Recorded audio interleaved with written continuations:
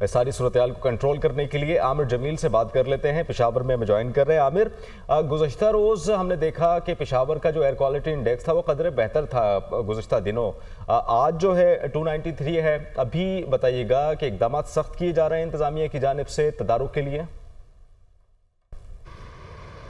دیکھیں، اگر حکومتی اقدامات کی بات کی جائے تو ان کی طرف سے دعوے تو کیے جا رہے ہیں کہ ہم مختلف قسم کے اقدامات کیے جا رہے ہیں، جن میں سے خاص طور پر انہوں نے یہ بتایا ہے کہ جو ہوٹلز ہیں ان کو ہدایات دی گئی ہیں کہ وہاں پر جو دھواں وغیرہ نکلتا ہے اس کو کنٹرول کیا جائے، اور اسی طریقے سے گاڑیوں پر کنٹرول کرنے کے لیے کوشش کی جا رہی ہے کہ اس کا جو زہریلا دھواں ہے اس پر کنٹرول کیا جا سکے۔ لیکن یہ صرف باتیں جو ہیں وہ باتوں کی حد تک ہی نظر آتی ہیں، عملی طور پر کوئی اقدامات نظر نہیں آ رہے۔